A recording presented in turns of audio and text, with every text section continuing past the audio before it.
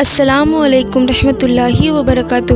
پیارے دوستو، آج کی اس ویڈیو میں ہم حضرت نوح علیہ السلام کا واقعہ بیان کرنے والے ہیں۔ برائے مہربانی اس ویڈیو کو آخر تک ضرور دیکھیے گا تاکہ آپ کو حضرت نوح علیہ السلام کے حوالے سے سب کچھ اچھے سے سمجھ میں آ سکے۔ تو چلیے آج کی اس ویڈیو کو شروع کرتے ہیں۔ حضرت آدم علیہ السلام کے بعد یہ پہلے نبی ہیں جن کو رسالت عطا کی گئی۔ صحیح مسلم باب صفات میں حضرت ابو ہریرہ رضی اللہ تعالیٰ عنہ سے روایت میں آیا ہے کہ اے نوح علیہ السلام، تو زمین پر سب سے پہلا رسول بنایا گیا ہے۔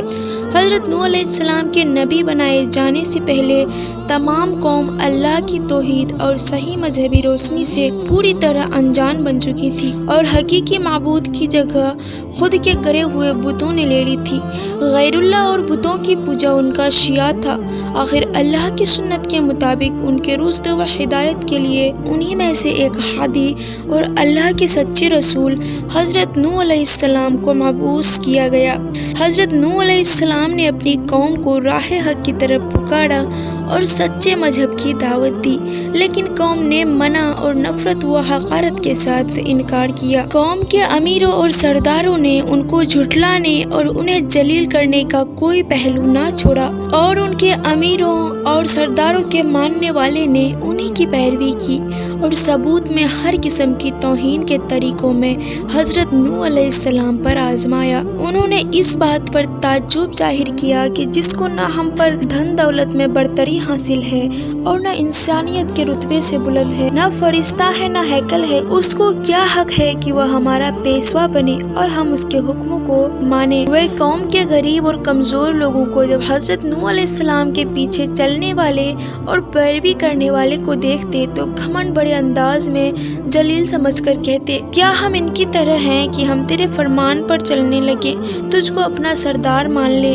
جس کی پیروی کی جائے۔ وہ سمجھتے تھے کہ کمزور اور پست لوگ نوح علیہ السلام کے اندھے مقلد ہیں، نہ ان کے پاس کوئی سمجھ ہے اور نہ یہ ہماری طرح جانچی باڑھ کی رائے سے کام لیتے ہیں، اور نہ اتنا شعور ہے کہ حقیقت حال کو سمجھ لیتے اور وہ حضرت نوح علیہ السلام کی بات کی طرف توجہ بھی دیتے۔ تو ان سے اصرار کرتے کہ پہلے ان قوم کے پست اور غریب لوگوں کو اپنے پاس سے نکال دے، تب ہم تیری بات سنیں گے، کیونکہ ہم کو ان سے گھن آتی ہے اور ہم اور یہ ایک جگہ نہیں بیٹھ سکتے۔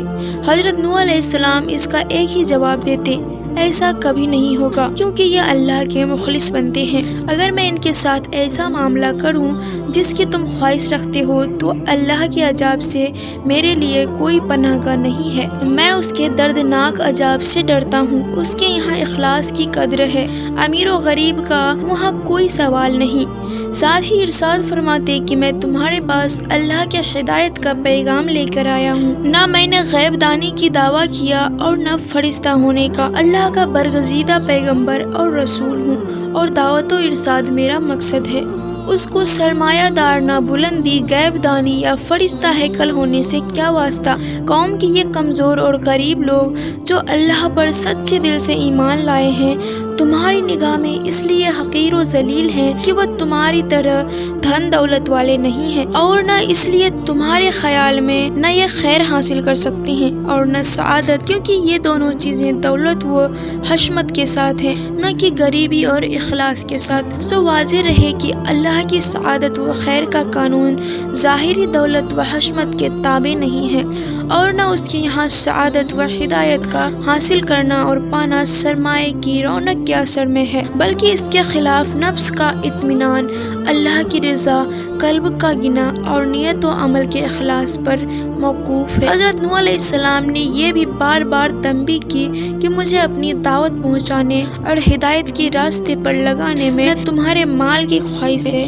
نہ جہاں و منصب کی، میں اجرت کا طلبگار نہیں ہوں۔ بہرحال حضرت نوح علیہ السلام نے بے انتہائی کوشش کی بدبخت قوم سمجھ جائے اور اللہ کی رحمتوں سے پناہ میں آ جائے، مگر قوم نے نہ مانا، اور جتنا اس اور سے حق کی تبلیغ میں جد و جہد ہوئی اسی قدر قوم کی اور سے بغض اور دشمنی میں سرگرمی ظاہر کی گئی، اور تکلیف پہنچانے اور چوٹ دینے کے تمام طریقوں کا استعمال کیا گیا، اور آخر میں تنگ آ کر کہنے لگا، اے نوح، تو نے ہم سے جھگڑا کیا اور بہت جھگڑا کیا، اب اسے ختم کر اور جو تو نے ہم سے اللہ کے عذاب کا وعدہ کیا ہے وہ لے آ۔ حضرت نوح علیہ السلام نے یہ سن کر جواب دیا۔ حضرت نوح علیہ السلام نے کہا ضرور، اگر اللہ چاہے گا تو اس عذاب کو بھی لے آئے گا اور تم اس کو بھی تھکا دینے والے نہیں ہو۔ اس طرح جب قوم کی ہدایت سے پہلے حضرت نوح علیہ السلام بالکل مایوس ہو گئے تھے اور قرآن کے مطابق 950 سال تک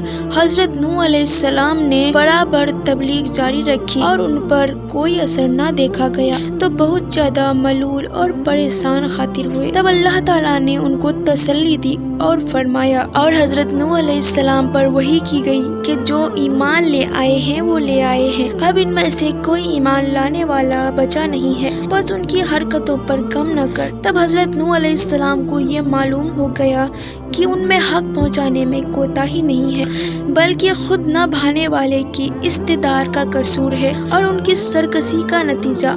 تب ان کے اعمال اور حرکتوں کا اثر قبول کر کے اللہ تعالیٰ کی بارگاہ میں یہ دعا فرمائی، اے پروردگار، تو کافروں میں سے کسی کو بھی زمین پر باقی نہ چھوڑ۔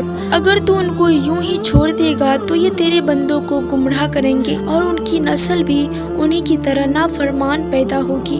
اللہ تعالیٰ نے حضرت نوح علیہ السلام کی دعا قبول فرمائی اور بدلے میں قانون اور اعمال کے مطابق سرکشوں کی حالات کا اعلان کر دیا۔ پہلے حضرت نوح علیہ السلام کو ہدایت فرمائی کہ وہ ایک ناؤ تیار کرے تاکہ ظاہری اسباب کے اعتبار سے وہ اور پکے مومن اس پر عذاب سے بچے رہے جو اللہ کے نافرمانوں پر نازل ہونے والا ہے۔ حضرت نوح علیہ السلام نے جب ناؤ بنانی شروع کی تو کفار نے ہنسی اڑانا اور مذاق بنانا شروع کر دیا، اور جب کبھی ادھر سے ان کا گزر ہوتا تو وہ کہتے کہ خوب، جب ہم لوگ ڈوبنے لگے تو تم اور تمہارے پیچھے چلنے والے اس ناؤ میں محفوظ رہ کر نجات پا جائیں گے۔ کیسا مورکھتا والا خیال ہے۔ حضرت نوح علیہ السلام بھی ان کو انجام کار سے غفلت اور اللہ کی نافرمانی پر ضرورت دیکھ کر ان کے ہی ڈھنگ سے جواب دیتے اور اپنے کام میں لگے رہتے، کیونکہ اللہ تعالیٰ نے پہلے ہی ان کی حقیقت حال کو بتا دیا تھا۔ اے نوح علیہ السلام، تو ہماری حفاظت میں ہماری وحی کے مطابق ناؤ تیار کیے جا اور اب مجھ سے ان کے متعلق کچھ سوال نہ کر، یہ بے شک ڈوبنے والا ہے۔ آخر نوح علیہ السلام کی ناؤ بن کر تیار ہو گئی۔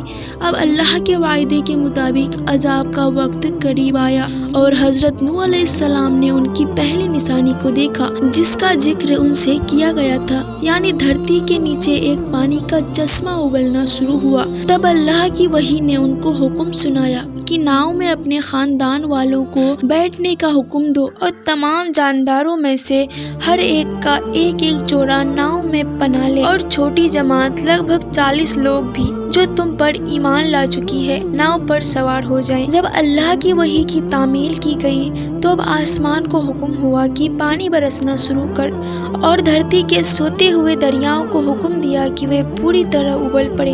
اللہ کے حکم سے جب یہ سب کچھ ہوتا رہا تو ناؤ بھی اس کی حفاظت میں پانی پر ایک مدت تک تیرتی رہی، یہاں تک کہ تمام انکار کرنے والے اور دشمن ڈوب گئے اور اللہ تعالیٰ کے قانون، سزا و اعمال کے مطابق اپنے کیے کو پہنچ گئے۔ غرض جب اللہ تعالیٰ کے حکم سے عذاب ختم ہوا تو حضرت نوح علیہ السلام کی ناؤ جودی نامی پہاڑ پر ٹھہری گئی اور حکم پورا ہوا اور اعلان کر دیا گیا کہ ظلم کرنے والی قوم کے لیے ہلاکت ہے۔ اب پانی دھیرے دھیرے سوکھنا شروع ہو گیا اور ناؤ میں پناہ لینے والے نے دوسری بار امن و سلامتی کے ساتھ اللہ کی زمین پر قدم رکھا۔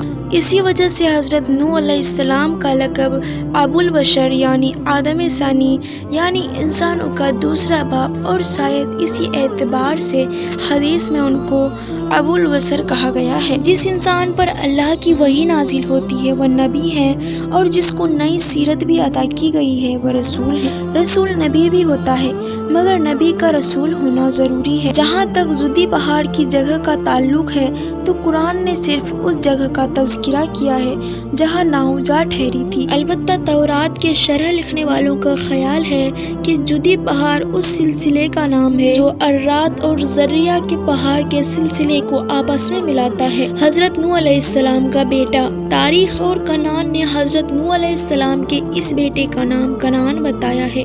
یہ تورات کی روایتوں کے مطابق قرآن اس کا نام بتانے سے خاموش ہے اور نفس واقعہ کے لیے غیر ضروری تھا۔ البتہ حضرت نوح علیہ السلام کا اس بیٹے سے خطاب ہے اور اس کے جواب کا ذکر کیا گیا ہے۔ کہا کہ میں بہت جلدی کسی پہاڑ کی پناہ لیتا ہوں کہ وہ مجھ کو ڈوبنے سے بچا لے گا۔ بہرحال کنعان حضرت نوح علیہ السلام کا بیٹا تھا، پر اس پر حضرت نوح علیہ السلام کے ہدایت و رشد کی جگہ اپنی کافر والدہ کی تربیت کی گود نے اور خاندان اور قوموں کے ماحول نے برا اثر ڈالا، اور نبی کا بیٹا ہونے کے باوجود کافر ہی رہا اور طوفان میں غرق ہو گیا۔